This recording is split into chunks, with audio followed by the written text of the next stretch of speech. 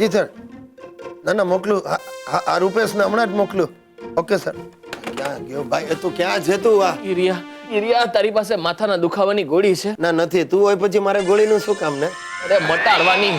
આ સવારથી માથામાં સણકા વાગે છે. એમ તો એક નવો પ્રયોગ કર. બેઠો બેઠો નિરાતે બોલ, મારું માથું નથી દુખતું, મારું માથું નથી દુખતું.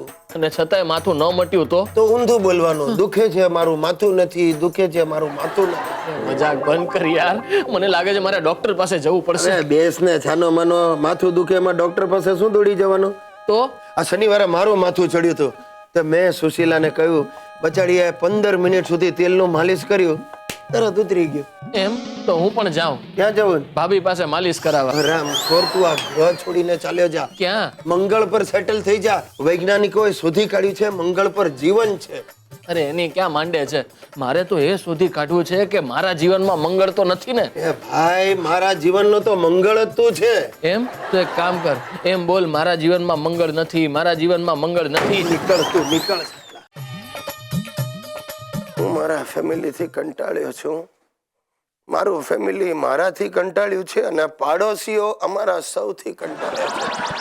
પાડોશીઓને થાય છે કે ભાઈ રોજ કેટલું આપવું?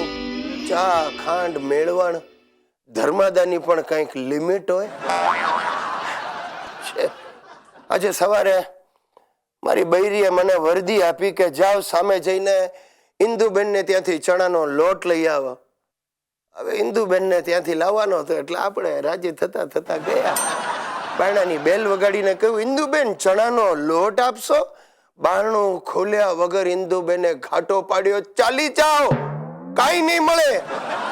અરે તમને આપીએ એના કરતા તો ભિખારીઓને આપીએ તો થોડું પુણ્ય મળશે. તમારા જેવા આકરાતીઓને આપી આપીને શું ફાયદો? જાઓ. બસ સાહેબ, હા વાક્ય સાંભળ્યું અને ઇન્દુબેન માંથી મારો રસ ઉઠી ગયો. એટલે કે સંસારમાંથી મારો રસ ઉડી ગયો. ત્યાં ઉભા ઉભા જ મને થયું કે મારે આ સાંભળવાના દિવસો આવ્યા. બસ મેં નિર્ણય લઈ લીધો કે નહીં, આજથી આ ગુજ્જુભાઈ કોઈની પાસે કશું નહીં માગે. 24 કલાક ભગવાનનું રટણ કરીશ. 24/7 કમ્પ્લીટલી ધાર્મિક બની જઈશ. અને બની ગયો સાહેબ, હું ધાર્મિક બની ગયો છું. આજથી મેં મારું નામ ગુજ્જુભાઈ ગિરીશ કુમારને બદલે શ્રી શ્રી ગિરીશ શંકર રાખવાનો નિર્ણય લીધો છે. સવારથી 2-4 ધાર્મિક ચેનલોને ફોન પણ કર્યા છે. કામકાજ તો કરવું જ પડશે.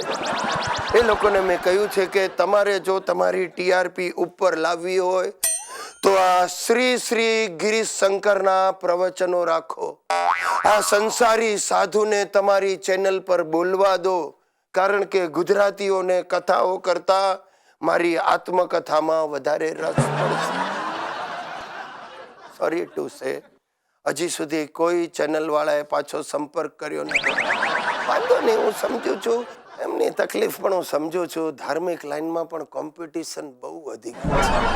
પોપ્યુલર બાપુઓ વિમાનમાં બેસીને કથા કરે છે. હા, શ્રી શ્રી ગિરીશ શંકર BRTS ની બસમાં ઉભા ઉભા કથા કરશે, ST ની બસોમાં કરશે, ટ્રેનમાં ઉભા ઉભા કથા કરશે. અરે આવતીકાલે તો હું મોટો ધડાકો કરવાનો છું કે હું અગ્નિ પર ચાલીશ.